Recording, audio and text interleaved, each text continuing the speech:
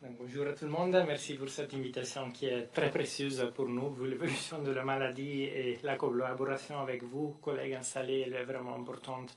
Et ce n'est pas des mots juste formels, mais ça correspond vraiment à la réalité. Alors, avec nos collègues au service, on a un petit peu discuté, cherché les sujets qui étaient plus pertinents de discuter et de présenter avec vous. Et le sujet, c'était les thrombocytopénies immunes. Je pensais que peut-être c'était mieux d'élargir la discussion sur la prise en charge, une approche des thrombocytopénies avec un aperçu un petit peu plus précis sur la thrombocytopénie et immune dans une deuxième partie. Donc, j'ai aucun conflit d'intérêt à déclarer. On va faire une petite introduction, comment procéder vers face à une thrombocytopénie, quelques situations urgentes, quelles sont les causes et puis finalement le perçu sur la thrombocytopénie immune. Une introduction théorique importante. La thrombocytopénie est définie avec une valeur de plaquettes inférieure à 150. C'est important de garder en tête que la valeur des plaquettes, par contre, est très stable dans un individu. Donc, chaque personne a une valeur de plaquettes qui, normalement, est très stable le cours de sa vie. Donc, il y a peu de variations au sein d'un individu, mais la variation, elle est importante entre les individus.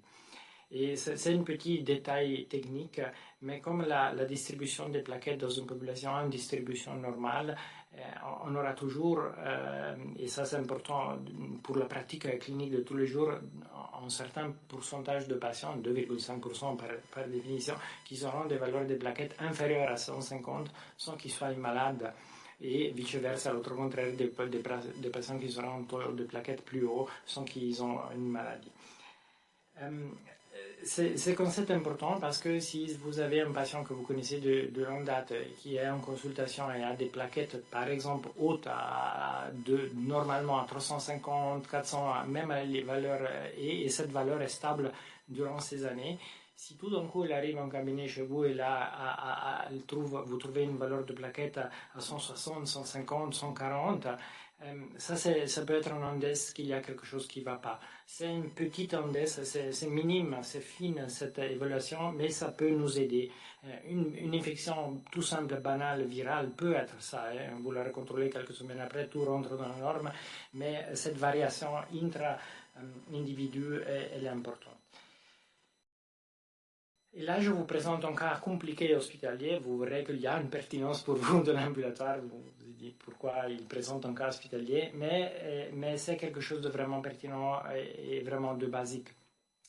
Un patient de 82 ans qui est en pleine forme, qui est très actif, qui a présenté une rupture d'un cordage en fin 2023, il développe une insuffisance mitrale sévère, il commence à réparer la valve avec une mitral clip.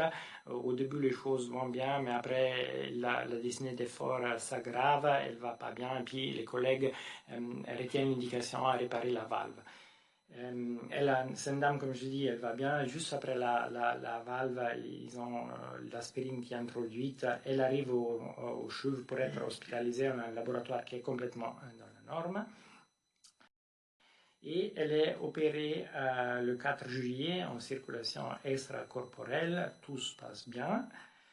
Et ici, vous voyez la valeur, l'évolution des plaquettes. Elle arrive le 4, le 3, il y a la valeur préopératoire qui est tout à fait OK, le jour de l'opération. Et le lendemain, 24 heures après, vous voyez les valeurs des plaquettes qui baissent.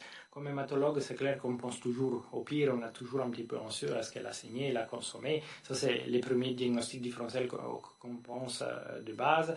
Est-ce qu'il y a déjà eu une infection parce qu'elle était attachée à des machines longtemps, ou elle a fait des complications plus rares, type une HIT ou quelque chose comme ça. Ça, c'est intuitivement les premières hypothèses qu'on évoque. En effet, c'est le cas intéressant parce que je ne vais pas résister à vous montrer des très belles images qu'on trouve souvent sur les livres, et c'était le cas de cette patiente que je vous montre tout à l'heure. Ça, c'est la première image. On voit ici les globules rouges, neutrophiles, et tous ces plaquettes qui se mettent autour du neutrophile. Et je voulais vous poser la question, est-ce que ça vous évoque quelque chose? À la fin, ce sera tout banal, tout simple pour tout le monde. Juste, encore plus simple que ça. Ça, c'est une hypothèse. Ça, c'est une hypothèse, mais encore plus simple que ça. Encore un pas en amont. Il met votre plaquette. Encore plus simple. Notre image, vous voyez, notre fil avec si je vous montre la troisième, ce sera clair pour tout le monde. En gros, c'est un phénomène qu'on appelle de satellitisme des plaquettes et c'est tout simplement une forme d'agrégat, d'agglutination plaquettaire que vous voyez ici. Ça, c'est pas la patiente, juste des plaquettes qui se mettent ensemble, s'agglutinent et ce phénomène-là, en effet, on l'a recontrôlé avec un autre antiagrégant. La valeur d'un anticoagulant, donc on a modifié l'anticoagulant dans le tube, la valeur était complètement normale, 143, elle avait un pré-op 166, un post-op 143. Donc ça c'est juste pour introduire, ces images-là on ne les voit jamais dans la réalité, on les trouve toujours sur le livre, là c'est le cas de cet été, donc je pensais que c'était la bonne occasion de vous le présenter. Et la première question à se poser, c'est vraiment, est-ce qu'il s'agit d'une thrombocytopénie vraie, ce qu'on voit? Jusqu'à 10-15% des thrombocytopénies sont vraiment des fausses thrombocytopénies. C'est le cas de cette dame, c'est des amas plaquettaires qui se forment en présence de l'EDTA.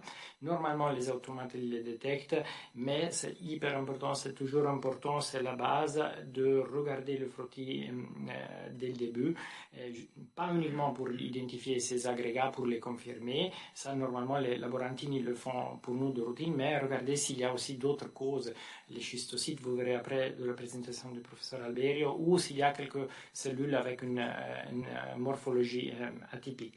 Pour avoir un compte fiable, il y a plusieurs possibilités. On repique le patient, on fait rapidement le compte, mais normalement, dans ces situations-là, il faut changer l'anticoagulant. Il faut utiliser un tube citraté ou aussi de l'héparine, ou ce qu'on a au CHUV, un trombe exact. C'est un tube qui contient différentes substances qui évitent ce phénomène d'agglutination, d'agrégation. Entre autres, il y a un antiagrégant. Et le mécanisme de base, c'est juste la présence de l'anticoagulant qui met en évidence un épitope qui est masqué par différents, normalement c'est le GP2A, par différents antigènes des plaquettes. Donc c'est tout simplement un phénomène analytique, préanalytique. Et ça c'est la première question qu'il faut se poser, que ce soit en hospitalier pour nous, mais en ambulatoire aussi. Donc, les questions pour aborder une thrombocytopénie, c'est exactement ça dès le début. Est-ce qu'il s'agit d'une thrombocytopénie vraie et est-ce que cette thrombocytopénie, elle est nouvelle? Donc, la comparaison avec des formules que vous avez plus facilement quand vous connaissez les patients de longue date à disposition et pour la raison au début que je vous disais, pour cette variabilité dans le patient, c'est une question qu'il faut se poser. Et puis, il faut partir de la base, tout simplement, l'anamnèse. Est-ce que le patient a plutôt un phénotype, il est en train de saigner, ou il y a une suspicion de quelques phénomènes thrombotiques, est-ce qu'il y a de la fièvre, et au status simple, regardez est-ce qu'il y a une hépatomégalie, est-ce qu'il y a une splénomégalie, ou quelques adénopathies qu'on pourrait tromber. Les médicaments, importants, est-ce qu'il y a un médicament qui vient d'être introduit récemment, et ça c'est tout un diagnostic très empirique d'exclusion, je vous dis, non, mais il faut le savoir, est-ce que quelqu'un il a consulté quelqu'un vient d'un voyage, ils ont commencé un antibiotique et après quelques temps il développe une thrombocytopénie. Et l'autre chose, et ça c'est plus facile pour vous que vous avez un suivi des patients réguliers, la consommation, vous connaissez le patient s'il y a une hépatopathie potentielle, une consommation éthylique de Londac, il y aura une plus grande probabilité que la thrombocytopénie soit liée à un phénomène de hépatopathie, d'hypersplénisme. Et finalement, la grossesse, bien que c'est plutôt les collègues gynéco-obstétriques qui suivent ces patients, ça peut que comme patiente vous consulte pour un état fébrile, et c'est pour cette raison que je l'ai énuméré. Donc, quelques situations urgentes, je ne vais pas toucher le sujet des microangiopathies que sera touché par le professeur Albert tout à l'heure. La grossesse, ce n'est pas une urgence en telle, mais c'est juste d'avoir un seuil bas pour continuer les investigations, pour adresser aux collègues de la gynéco-obstétrique ou éventuellement à nous si ça est nécessaire. Et puis aussi le cas de la CVD que je préfère aller un petit peu plus en détail. Ce qui concerne la grossesse, juste un petit rappel, physiologiquement, il y a une baisse des plaquettes durant la deuxième partie de la grossesse. Les mécanismes sont de dilution, de séquestration, une activation plaquettaire augmentée, justement la placenta qui peut faire une séquestration plus importante. Une partie des thrombocytopénies sont gestationnelles, ils baissent vers le deuxième, troisième trimestre et puis ils normalisent après l'accouchement. Mais on doit être attentif si les plaquettes commencent à baisser inférieures à 80, 70. Là, on ne peut pas laisser comme ça jusqu'au moment de l'accouchement. On peut faire des élucubrations un petit peu académiques. Si plus basses sont les plaquettes, peut-être il y a une composante immune, mais il faut vraiment faire un petit peu le tour de la question. Par contre, en fin de grossesse, un patient qui se présente avec une thrombocytopénie, c'est clair qu'on pense aux gestoses, aux prééclampsies. Donc, je les ai mis dans les urgences, je le dis, il faut avoir un seuil bas pour adresser la patiente au collègue gynéco-obstétrique ou éventuellement à nous pour investiguer. Et l'autre cause importante, par contre, qui peut être de pertinence ambulatoire, c'est un CIVD. CIVD, selon les données qu'on trouve, correspond à 1% des patients hospitalisés dans un centre comme le nôtre, avec un très haut taux de mortalité. Et les causes les plus classiques de CVID, c'est les infections, les sepsis, les infections sévères, les maladies tumorales, les traumatismes. Après, on a toutes les autres causes un petit peu plus rares, mais qui touchent plutôt l'activité clinique, c'est plutôt ça, les infections et les tumeurs. Ceci pour dire que, en fonction du contexte clinique et l'utilisation d'un simple score qui se base sur 4 paramètres de laboratoire, tout simple, les plaquettes, la valeur du TP, le fibrinogène et le D-dimère, ça peut nous aider, ça peut vous aider à mieux adresser le patient et aussi définir le timing de la prise en charge. En utilisant ce score de CVD, c'est un vieux score développé dans les années 2000 de la Société internationale de thrombophilie, on peut identifier deux situations. Les patients qui ont un score supérieur ou égal à 5 ou inférieur à 5, qui peut évoquer un CVD décompensé, par définition, si le score est supérieur à 5, et si inférieur à 5, une CVD l'attente reste possible. Clairement, c'est un score avec les limites du score. Vous voyez clairement que vous avez un patient avec une hépatopathie, vous avez facilement un score qui fait penser à une CVD, et ce n'est pas une CVD, c'est une cirrhose qui a simplement. Mais il est utile, et l'exemple que je vous fais sont les suivantes.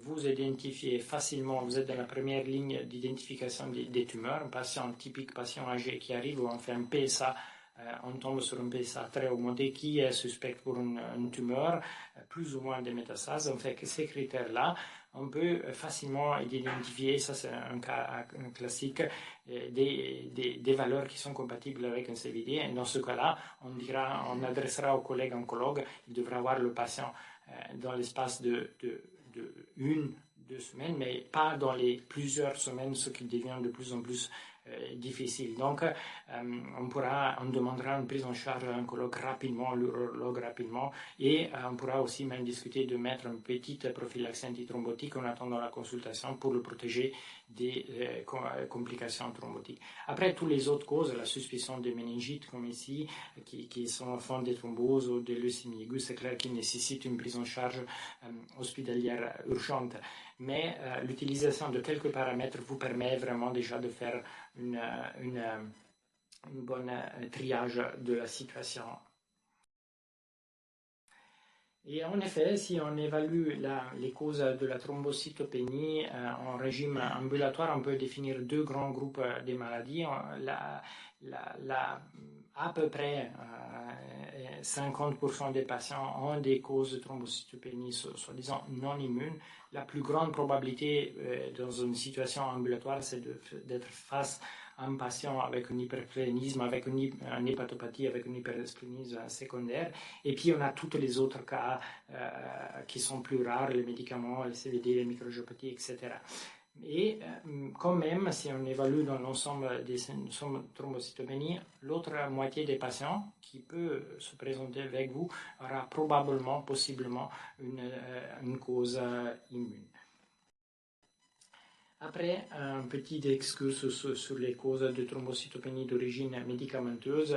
L'action et le mécanisme sont essentiellement deux. Une atteinte centrale, donc vraiment une suppression de l'hématopoïèse centrale. L'exemple typique, c'est le Bactrim, ou éventuellement médié par des anticorps. C'est ça qu'on appelle la thrombocytopénie immunomédiée, avec différents mécanismes. Le plus connu, c'est celui que le médicament modifie la confirmation d'un antibiotique, d'un anticorps naturel qui est présent dans notre sang. Ici, c'est une erreur de frappe.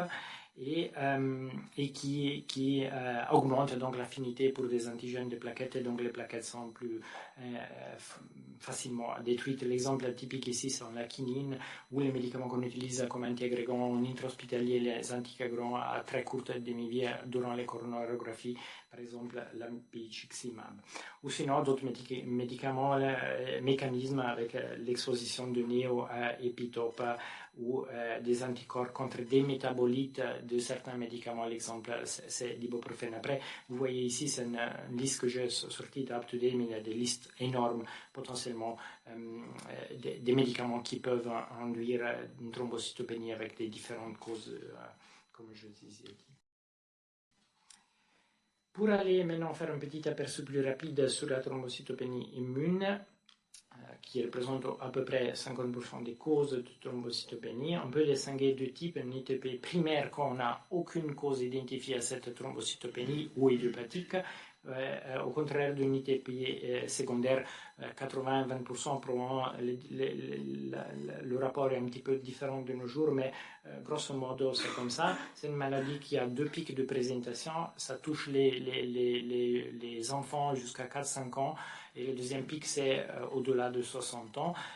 La différence entre ces deux populations, c'est que chez les enfants, c'est des maladies qui se limitent. C'est un seul épisode, il ne va plus récidiver dans la grande majorité des cas des patients, des enfants, tandis que chez les personnes âgées, dans 2/3 des cas, ils ont tendance à devenir des thrombocytopénies immunes chroniques. Et les facteurs qui favorisent le développement d'une thrombocytopénie immune sont une association, donc probablement un trigger infectieux qui développe des anticorps contre les plaquettes, mais aussi un déséquilibre immunitaire avec plusieurs mécanismes postulés qui favorisent le développement de cette thrombocytopénie avec différents mécanismes de destruction. Donc, grosso modo, on peut dire 80% on ne trouve aucun cas, aucune cause de la thrombocytopénie immune, et dans l'autre pourcentage des cas, des causes auto-immunes. Les causes les plus fréquentes en ambulatoire, c'est plutôt les causes immunes des maladies auto-immunes, des lupus qui se manifestent au début avec une thrombocytopénie ou d'autres syndromes auto-immunitaires, et les infections HIV, nouvellement diagnostiquées, infection CMV, une mononucléose, etc. La difficulté de la thrombocytopénie immune, c'est le diagnostic qui est tout simplement un diagnostic d'exclusion. Il n'y a aucun paramètre de laboratoire biologique qui permet de la identifier avec sécurité.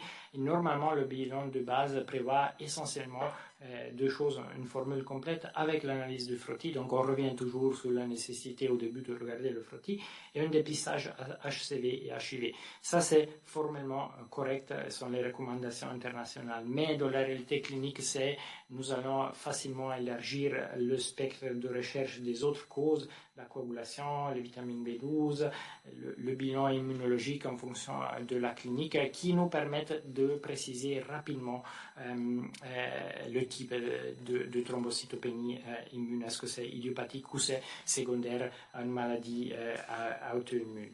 Ce qui n'est plus par contre nécessaire, c'est une ponction biopsie de moelle. Ce n'est pas nécessaire, ce n'est pas indiqué, ce n'est indiqué uniquement dans les situations où les patients ont un échec au traitement, ou ils récidivent, ou éventuellement avant une splénectomie. Quelles sont les possibilités thérapeutiques avant thrombocytopénie immune, quand la première ligne sont clairement la cortisone. plus ou moins les immunoglobulines s'il y a des signes de saignement, si le contexte clinique le nécessite. Ça peut être une cours de dexaméthasone à haute dose, 40 mg 4 jours, qui peut être répété 2-3 fois, ou de la prednisone. Et puis si le patient ne répond pas assez, on peut aller en deuxième intention avec les agonistes de la thrombopoïétine. Quel est le but? Le but, c'est de maintenir une valeur de plaquettes supérieure à 30. Ça pour dire que si le patient n'a aucune complication, il ne saigne pas, il n'y a pas de comorbidité, il peut être tout à fait surveillé et suivi pour autant que la valeur des plaquettes reste supérieure à 30. On n'a pas besoin forcément d'introduire un traitement. C'est clair, il faut adapter ce choix aux patients. Comme la majorité des thrombocytopénies immunes sont des patients âgés qui ont facilement un autre agrégant ou un anticoagulant, là les choses changent. On ira plutôt vers quelque chose de thérapeutique pour garder une seuil un petit peu plus haut. Mais formellement, ça c'est juste. On essaye de faire en sorte que les stéroïdes, on les administre pas trop. Normalement, les guidelines ils disent entre 6-8 semaines, pas plus haut. Et c'est clair que si les patients ne répondent pas aux stéroïdes après 2 semaines, il faut changer de ligne. Quels sont les médicaments, les agonistes de récepteurs de la thrombopoïétine disponibles actuellement? Il y en a 3. Ils agissent avec un mécanisme d'action différent. Les premiers 2 sont disponibles en Suisse depuis presque 15 ans, le romiplastine et le thrombopag. Et le nouveau arrivé, c'est l'avatrombopag qu'on utilise depuis 2-3 ans. Et la romiplastine, l'avantage, c'est que ça peut être utile pour les patients où la compliance est douteuse. C'est une administration sous-cutanée. On adapte à des doses une fois par semaine. C'est assez facile à administrer, facile à utiliser. Sinon, l'autre molécule qu'on utilise beaucoup, c'est l'eltrombopag, le Revolade, avec la nuance que les patients doivent être fiables, avoir une bonne compliance, ils doivent respecter la distance des repas, parce que l'absorption peut être limitée avec les aliments qui contiennent du calcium ou éventuellement les IPP. Donc, il faut vraiment rappeler aux patients qu'ils doivent les prendre bien entre les repas et à distance des repas. Et le nouveau arrivé, l'avatrombopag, qui, à différence des 2 autres molécules, n'a pas un mécanisme de compétition avec la thrombopoïétine endogène, donc il augmente, il potentie un petit peu l'effet de la TPO endogène, mais il faut faire attention avant qu'on ne commence avec les interactions médicamenteuses. Et peut-être quelque chose qui est un peu connu, c'est le seul des 3 qui est reconnu avec les 2 indications, la thrombocytopénie immune, mais qui peut être aussi utilisé par les patients avec des hépatopathies chroniques qui nécessitent une intervention. On n'a pas besoin d'augmenter la valeur des plaquettes s'il doit faire un drainage d'un acide, ça c'est clair, mais si une patient cirrhotique qui va avoir une prothèse de hanche ou quelque chose, ça c'est une option que nous commençons à utiliser de plus en plus aussi dans notre pratique clinique, quelques jours, donc 5 jours de ce médicament-là, à peu près 10 jours avant l'intervention, qui permet de mettre la seuil de plaquettes dans un seuil un petit peu plus haut et le patient peut être opéré sans grosse difficulté. Nous avons la chance d'avoir ces 3 molécules, donc on était très content d'avoir une 3e molécule à disposition parce que si le patient ne répond pas à une de ces molécules, on peut changer de principe actif et il peut répondre. Donc le switch d'une molécule à l'autre, il est efficace. Et encore, ce qui est plutôt courant dans la pratique clinique, on essaie d'identifier la dose minimale efficace, que le patient est stable, et on peut, dans un certain nombre de patients, on peut même aller vers un sevrage de ces médicaments sans des récidives volontaires. Mais ça, c'est quelque chose qu'on voit dans notre pratique courante. Autre possibilité de les traiter, c'est le rituximab, administration classique une fois par semaine, mais le problème c'est qu'ils ont l'effet du rituximab ne dure pas sur des années. À 5 ans, la rémission est plutôt basse. La splénectomie fait encore partie des possibilités thérapeutiques, mais il ne faut pas la prendre en considération dans la première année. Il y a une possibilité des patients qui ont encore une rémission spontanée de l'ITP, mais avec les années, à peu près à 10 ans, un patient sur deux risque d'avoir une récidive de l'ITP. Donc c'est pour ça que grâce à ces nouvelles molécules qui sont sur le marché depuis une dizaine d'années, on les utilise. C'est une option qui est très peu utilisée désormais. Et puis, en cas de résistance, on peut toujours combiner les différentes approches des immunosuppresseurs qui inhibent la production des anticorps, et l'autre part, on associe les TPO qui favorisent la stimulation des plaquettes. Quels sont les risques des thrombocytopénies immunes? Sont essentiellement deux. Paradoxalement, ce qu'on serait amené à penser, la thrombocytopénie immune est associée à un état prodrombotique qui est associé par trois différentes causes. Une, c'est la maladie. En soi, différents mécanismes ont été postulés, des microparticules, en somme, et d'autres causes qui peuvent augmenter le risque prothrombotique liés aux patients, des événements, des antécédents prothrombotiques, l'obésité, le tabagisme, etc. Et liés aux médicaments qu'on utilise, stéroïdes, immunoglobuline, TPO, sont tous associés avec des bas risques de prothrombotiques, mais qui sont présents dans la littérature. Les TPO, le risque est probablement bas. Selon les études analysées, ça peut être inférieur même à 5% sur 100 de patients qui sont traités, et probablement, possiblement, ces chiffres sont un petit peu surestimés parce que c'est des analyses qui viennent des analyses rétrospectives, des données qui viennent des analyses rétrospectives qui ont un petit peu sous-estimé le risque prothrombotique en soi de la maladie. Mais juste pour signaler deux choses, donc c'est des patients qui ont un risque prothrombotique, c'est un petit peu contre-intuitif, mais c'est comme ça, et c'est des patients que c'est rare qui saignent.